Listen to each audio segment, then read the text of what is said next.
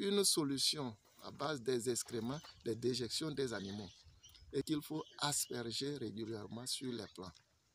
Et c'est plus efficace parce que c'est pas du tout coûteux.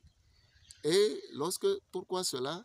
Lorsque l'animal s'approche de l'arbre et il sent l'odeur des urines, il sent l'odeur des déchets, il n'a pas envie de brouter. Donc la protection à base des paniers, il faut aussi être vigilant et revenir de temps en temps pour voir si les termites n'ont pas entre-temps attaqué ces paniers. Et quand ça attaque les paniers, ça finit par attaquer l'arbre. Ou bien s'il y a un vent, ça peut renverser le panier sous le jeune plant. Et quand ça renverse, le plant souffre. Donc, si on n'est pas vigilant pour venir soulever, remettre en place le panier, on finit par l'étouffer, l'asphyxier et tuer l'arbre.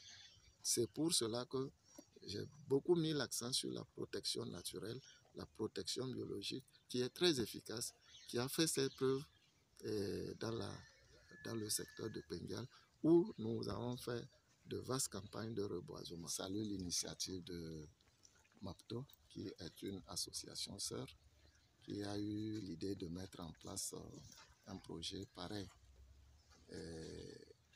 Les essences choisies aussi, sincèrement, répondent aux besoins du milieu. Et tout le monde connaît la valeur économique de ces essences. Aujourd'hui même, on se permet de qualifier l'anacardier comme le café cacao de la savane. Donc, pour ces essences, le schéma de plantation qu'on adopte, c'est 10 mètres entre plants et 10 mètres entre lignes. Souvent 10 x 10, 10 x 10. Donc, sont des fruitiers, comme la plupart des fruitiers, c'est 10 x 10. Et le diamètre, nous recommandons 40 cm pour permettre aux racines de pouvoir vite s'étaler.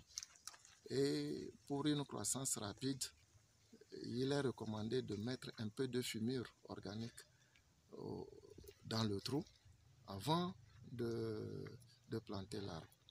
Et ce qui est plus important, planter c'est très facile. Ce qui est plus important, c'est la protection. Nous avons recommandé la protection naturelle, biologique, parce que c'est plus efficace et très économique.